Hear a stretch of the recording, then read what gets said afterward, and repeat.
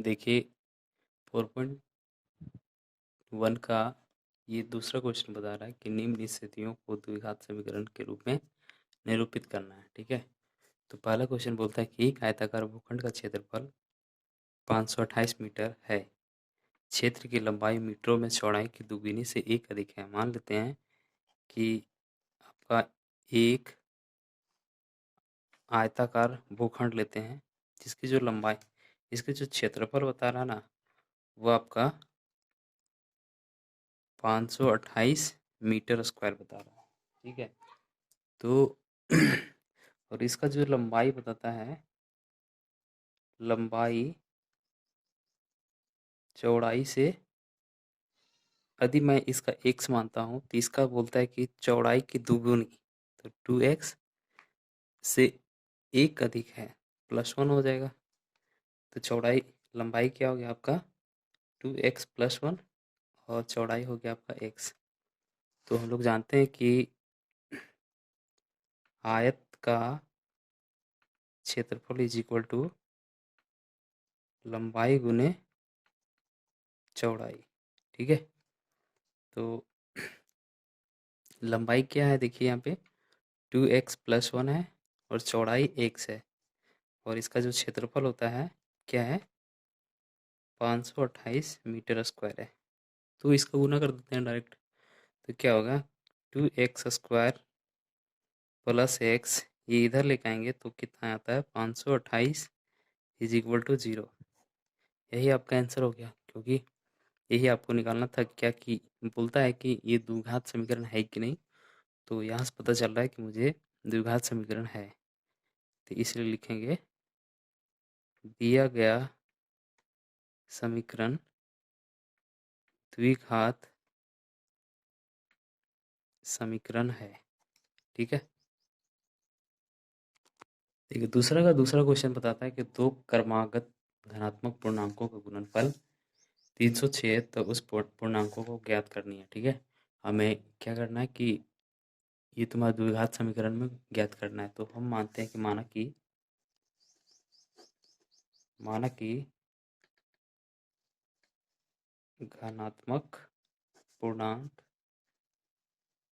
क्या है मेरा, क्योंकि दो कर्मा क्रमागत धनात्मक पूर्णांक बताता है तो हम एक x लेते हैं और x + 1 लेते हैं। ठीक है, तो बोलता है कि प्रश्नानुसार चलती है, प्रश्नानुसार क्या है कि दो क्रमागत धनात्मक पूर्णांक का गुणनफल इतना है, तो x × x + 1 ये दोनों का गुणनफल है, और ये दे रहा है आपका 306।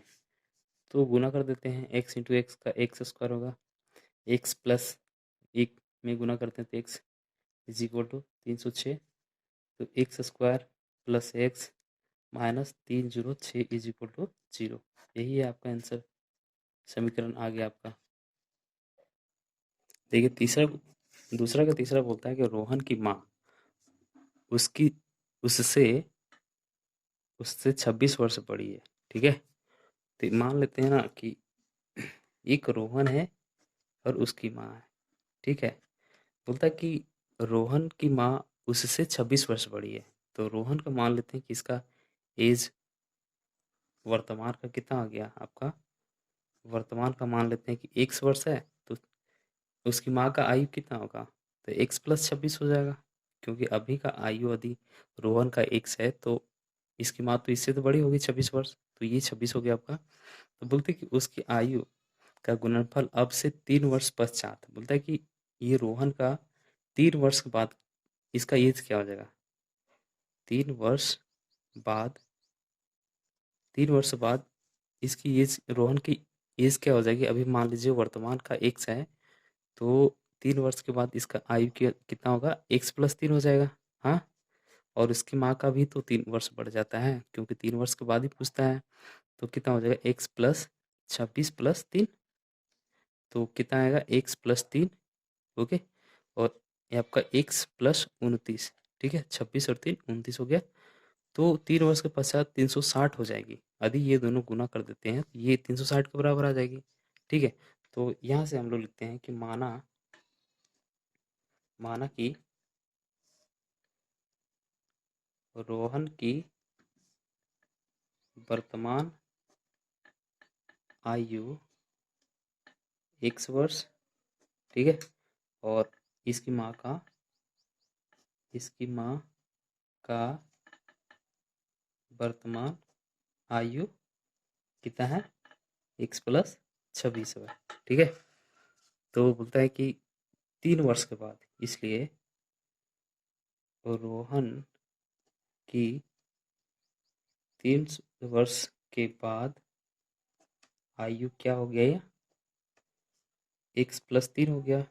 इसी तरह इसकी माँ की लिखते हैं, माँ की 3 वर्ष के बाद आयु क्या हो रही है, x प्लस 26 प्लस 3 हो जा रही है, तो x प्लस 29 हो गया, ठीक है। अब इस तरह हम प्रश्नानुसार से लिखते हैं, प्रश्नानुसार से, ठीक है। तो क्या बोलता है कि x plus 3 into X plus 29 is equal to 360, ठीक है। क्वेश्चन यही बोलता है कि रोहन की माँ उससे 26 वर्ष बड़ी है, तो यहाँ पे देखिए इसका 26 वर्ष बड़ा हो गया, उसकी आयु का गुणनफल अब से 3 वर्ष पश्चात 360 हो जाएगी।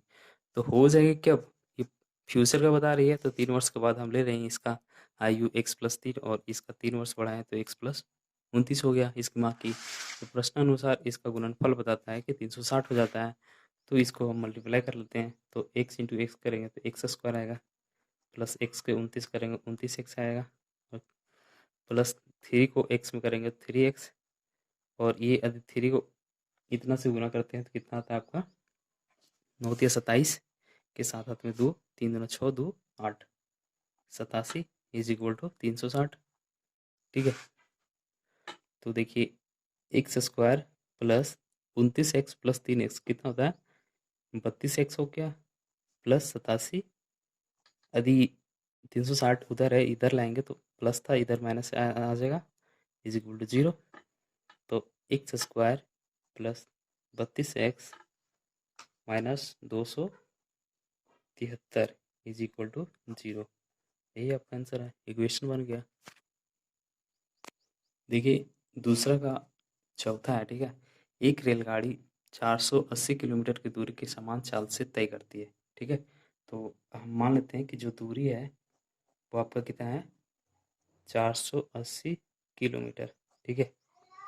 उसके बाद बोलता है कि यदि इसकी चाल 8 किलोमीटर किलोमीटर प्रति आवर कम होती, ठीक है, कम होती मतलब कि पहले तो एक्स चला होगा उसके बाद ही तो कम हुआ होगा, तो मान लेते हैं इसका जो चाल होता है एक्स किलोमीटर प्रति आवर हो गया, और अभी कम कर रही है, तो अभी का चाल कितना हो जाएगा, एक्स माइनस 8 किलोमीटर प्रति आवर हो जाएगा ना। और बोलता है क्या कि तो वह उसकी दूरी को तय करने के लिए 3 घंटा अधिक समय लेती है। तो यहाँ से हम लोग समय निकाल सकते हैं। समय क्या हो सकता है, हम जानते हैं कि दूरी इज इक्वल टू होता है चाल उल्टी समय, तो समय का क्या लिख सकते हैं, दूरी बटा चाल लिख सकते हैं। यहाँ भी ऐसे ही हो जाएगा, दूरी बटा चाल, ठीक है। तो यहाँ पे दूरी देखिए कितना है 480, चाल कितना है तुम्हारा x, ठीक है। और यहाँ पे देखिए 480, चाल कितना है x माइनस 8। तो बोलता है क्या कि यदि उसकी चाल 8 किलोमीटर प्रति घंटा कम होती तो वह उसी दूरी को तय करने के लिए 3 घंटा अधिक समय लगता। तो यदि इसके बराबर करने के लिए हमें तो इधर 3 प्लस करना पड़ता और इक्वल टू करना पड़ेगा, तब आपका वैल्यू आ सकता है, ठीक है। तो देखिए हम लेते हैं, माना कि जो आपका सामान्य चाल है, चाल कितना है x किलोमीटर प्रति आवर है, ठीक है। और आपका ये देखिए समान चाल से चलने के लिए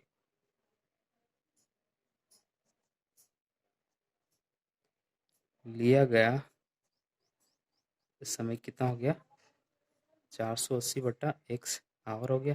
ठीक है, और आपका देखिए ये नई चाल पूछे तो क्या लिख सकते हैं, x-8, ये आपका किलोमीटर प्रति आवर लिख सकते हैं। और ये बोलेगा कि चाल बदलने पर लिया गया समय क्या है, 480/x-8 लिख सकते हैं। इसलिए यहाँ से लिखते हैं प्रश्नानुसार। ठीक है, ये 480/x + 3 = 480/x-8 हो गया आपका। ये समय दोनों को बराबर कर दिए हम लोग। तो देखिए यहाँ पे एलसीएम एक ले लेते हैं तो क्या हो गया, x हो गया, ये 480 + 3x हो जाएगा = 480x-8 आ जाएगा। ठीक है, अब इसको क्रॉस मल्टीप्लाई कर देते हैं। ओके, तो देखिए 480 + 3x, ये इधर जाएगा तो आपका गुना में हो जाएगा, x-8 आ जाएगा = 480 × x लिख देंगे। इसको टोटल में गुना करेंगे, उसके बाद इसको टोटल में गुना कर देंगे, तो 480 + x करेंगे, इंटू करेंगे तो 480x आ जाएगा, और यहाँ पे आपका 3x² आ जाएगा। अब 8 से करते हैं माइनस का 8 का, तो कितना होता है, लगभग 3840 आ जाएगा। 8 को इतना से गुना कीजिएगा तो। ठीक है, उसके देखिए प्लस माइनस माइनस हो गया, 8 दिया 24 x हो गया = 480x हो गया। ठीक है, तो यहाँ से देखिए हम लिख सकते हैं 3x², यहाँ से 24x और ये 48x प्लस का है, तो कितना लिख सकते हैं हम लोग, कितना लिख सकते हैं, या तो देखिए ये से ये काट दीजिए। ओके, तो क्या बच गया मेरा, 24x - 3840 = 0। यही आंसर हो गया। तो आपका क्वेश्चन खत्म हो गया 4.1 का। आगे बताएंगे 4.2। इसके लिए अभी के लिए थैंक यू।